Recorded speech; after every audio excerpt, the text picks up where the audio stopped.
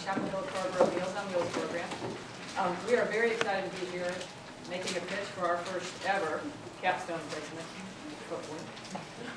We do very important work with very, very few resources. We get no state or federal funding. So we are looking for some kind of a partnership with you that will lend us some professionalism as we go forward.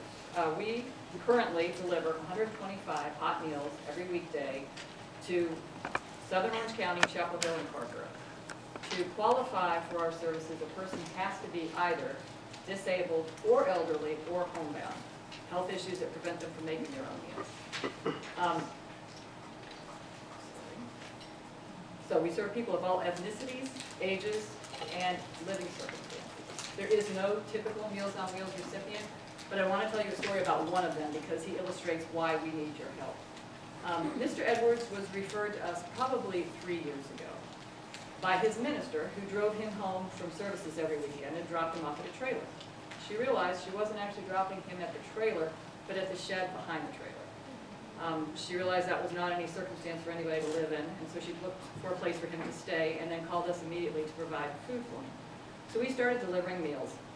We brought him a hot lunch every weekday. It was spaghetti, green beans, tossed salad, roll, 2% milk, a homemade dessert, and a piece of fruit.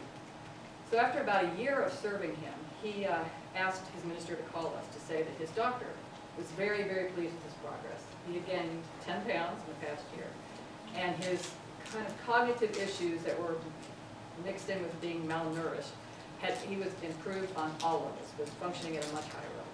So clearly, that's a positive outcome. We know we did something. But he is atypical. It's much harder for us to evaluate the effect we're having on our general population.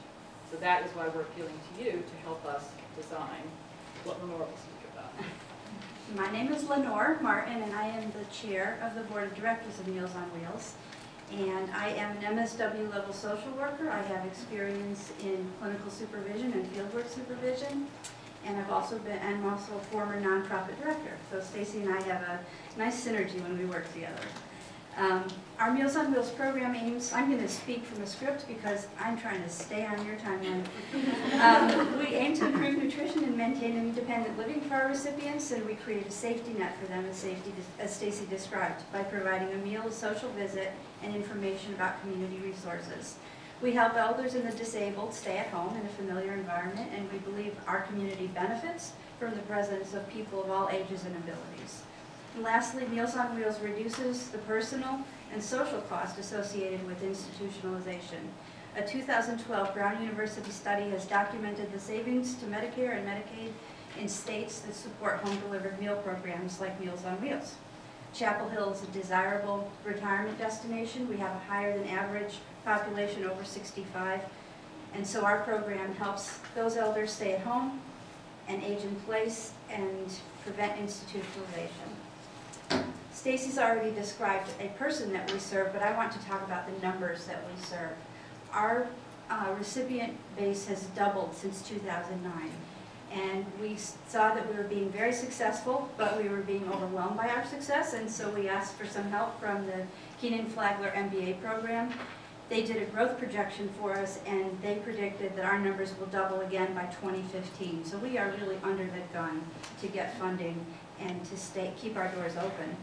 So consistent funding is essential to meet the demand, and that leads me to discussion of our deliverables. I didn't think that I should just repeat my proposal for you. Most simply stated, we would like a health outcome evaluation tool for our program. Stacy is a half-time paid director. She runs our program.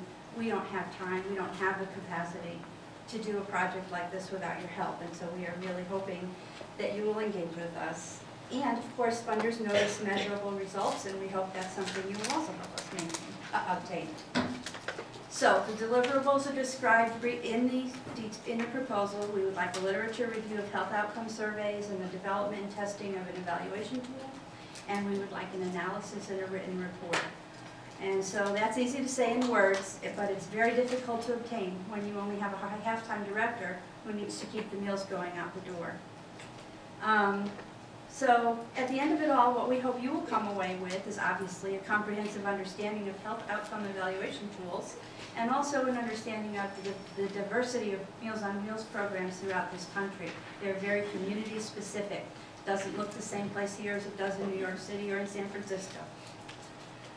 You'll have detailed knowledge of how our program operates. You'll work collaboratively with our board, with our staff, with volunteers, and you'll meet many of our wonderful recipients because you will have the opportunity to go out and do in-home interviews. You'll learn how to design an evaluation tool, develop all the necessary consents and record keeping, and you'll conduct the evaluation in the field.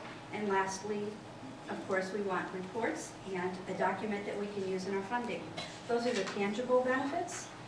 The biggest intangible benefit when we think about this project is that the team that comes to work with our program will have a rich opportunity to create a program from beginning to middle and end, manage it.